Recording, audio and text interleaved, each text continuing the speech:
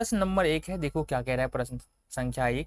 रैखिक समीकरणों के निम्नलिखित युग्मों में से किसका एक अद्वितीय हल है, कोई हल नहीं है या अपरिमित रूप से अनेक हल है।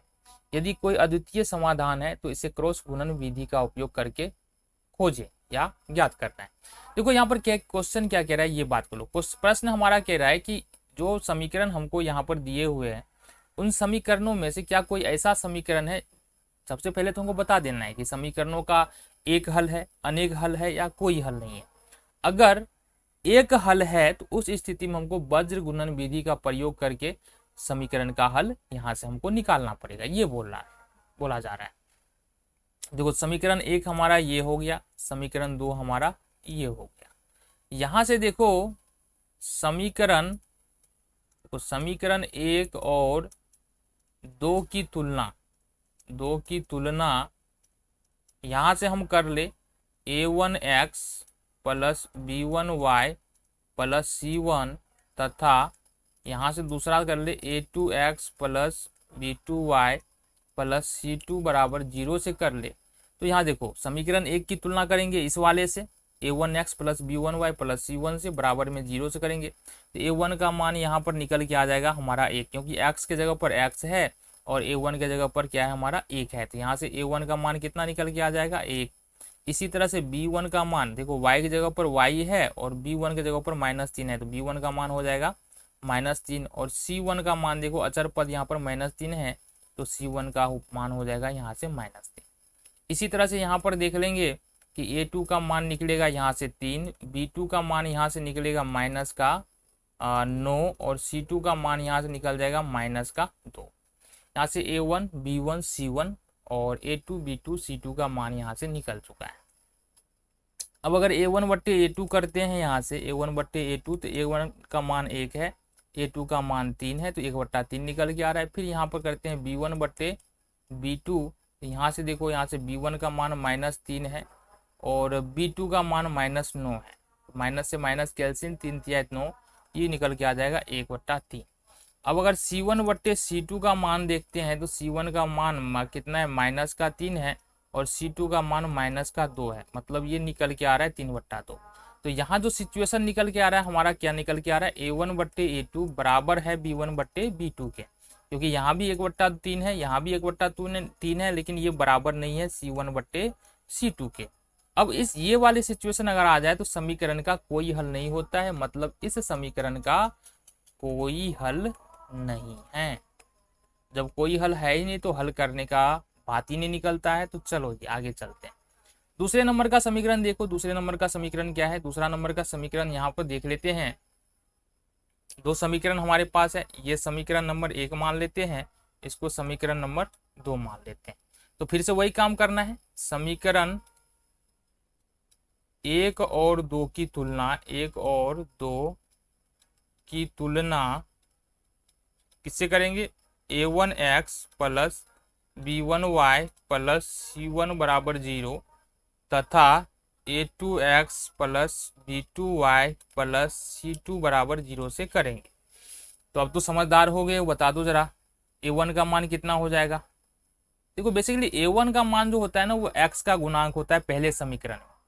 तो a1 पहले समीकरण में x का गुणांक कितना है 2 है। b1 का मान पहले समीकरण में y का गुणांक है ही नहीं, कुछ नहीं रहे तो 1 लिखना है, अगर प्लस है तो प्लस के साथ रहेगा, माइनस है तो माइनस के साथ। और c1 का मान कितना हो जाएगा, देखो 5 को अगर दूसरी तरफ ले जाओगे, इस तरफ लेकर के जाओगे, बराबर के इस तरफ लाओगे तो ये हो जाएगा -5। ठीक है। इसी तरह से अगर हम a2 का मान लिखेंगे तो a2 का मान क्या निकलेगा, a2 का मान देखो दूसरे समीकरण में x का गुणांक a2 का मान होता है, तो x का गुणांक यहाँ पर कितना है 3। इसी तरह से b2 का मान लिखोगे तो b2 का मान यहाँ पर कितना है y का गुणांक 2 और c2 का मान क्या हो जाएगा, c2 का मान हो जाएगा यहाँ से 8 को अगर दूसरी तरफ लेके जाएंगे तो -8।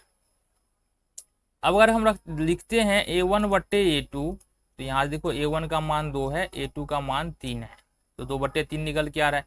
फिर लिख रहे हैं यहाँ से b1 बट्टे b2, तो b1 का मान देखो यहाँ से 1 है और b2 का मान यहाँ पर कितना है 2 है, तो ये 1/2 यहाँ से निकल के आ रहा है।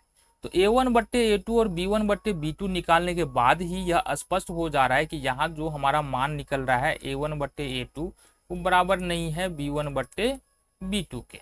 अब जब A1 बट्टे A2 बराबर नहीं होता है B1 बट्टे B2 के, तो समीकरण का कितना हल होता है? एक हल। अब ये लफड़ा हो गया। लफड़ा इसलिए हो गया कि एक हल आ गया, तो मतलब अपने को अब वज्र गुणन विधि से इसका हल निकालना है। तो अब देखो यहाँ से समीकरण लिख लो फिर से। तो यहाँ से हल करेंगे वज्र गुणन विधि का प्रयोग करके। तो समीकरण है हमारे पास 2x प्लस वाई बराबर,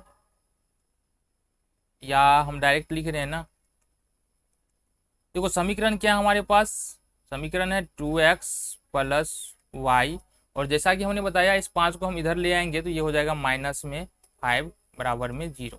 ये समीकरण नंबर 1 हो गया। दूसरा जो समीकरण मिल रहा है हमको 3x प्लस 2y, और ये -8 बराबर में 0। ठीक है, ये हमारा यहाँ से निकल के आ गया।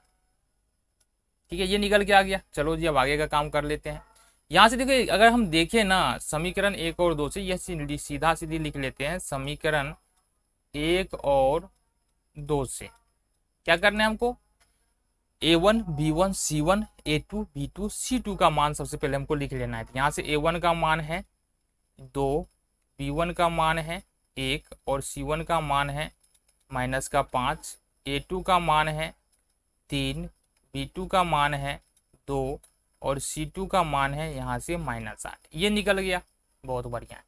अब वज्र गुणन विधि का हम प्रयोग करते हैं, तो लिख देंगे वज्र गुणन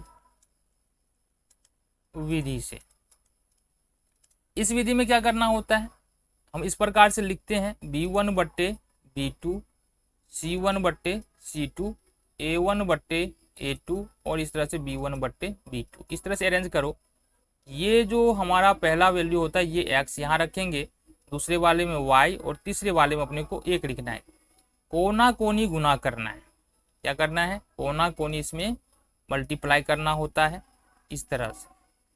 अब हमको जो ये मान हमने निकाला है ये वाला मान यहाँ पर रखना पड़ेगा, तो रख लेते हैं। ये हो जाएगा हमारे पास x बट्टे में B1 B2 रखना है, तो B1 का मान 1 और B2 का मान 2 है। देखो यहाँ से ये हमारे पास 1 और 2 है। फिर C1 और C2 रखना है, तो C1 का मान -5 C2 का मान -8, ये हो जाएगा हमारे पास -5 और ये होगा -8। चलो जी, फिर C1 C2 के बाद क्या आ रहा है? A1 A2, तो A1 का मान 2 A2 का मान 3, ये हो जाएगा 2 और ये हो जाएगा 3। एंड लास्ट में आ रहा है हमारे पास B1 B2, तो B1 का मान वही हो जाएगा 1 2, ये 1 हो जाएगा। ठीक, कोना कोनी गुना करना है इस तरह से, इस तरह से। ठीक है, ऐसे। चलो बहुत बढ़िया। अब देखो आगे करना कैसे है ये समझो। 1 को -8 से x, सबसे पहले तो x लिख लो, x बट्टे में कर लो। 1 को -8 से गुना करना है, तो ये हो जाएगा -8 और बीच में हमको माइनस लगाना है, बीच में माइनस लगा लिए। -5 को 2 से गुना करेंगे, ये हो जाएगा -10 बराबर, फिर y बट्टे हो जाएगा। -5 को 3 से गुना करेंगे तो ये -15, फिर यहाँ माइनस लगेगा। -8 को 2 से गुना करेंगे तो ये हो जाएगा -16। ठीक है, बराबर। अब 1 बट्टे हो जाएगा, 2 दूनी 4, माइनस लग जाएगा और 3 एकम 3।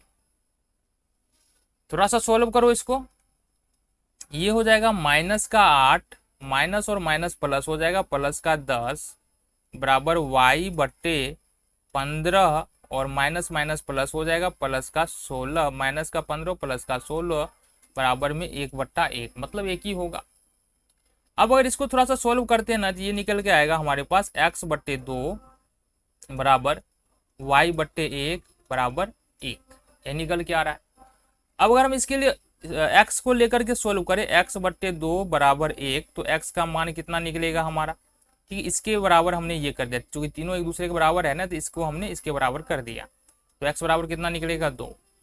इसी तरह से अगर y बट्टे 1 बराबर 1 करके सोल्व करें, तो y बराबर भी हमारा क्या निकल जाएगा? 1। तो यहाँ से निकल गया हमारा x बराबर 2 और y बराबर 1। तो देखो ये भी मेथड ज़्यादा भारी नहीं है, ठीक है, आसानी है। ठीक है, अगले क्वेश्चन को देखिए। चलो,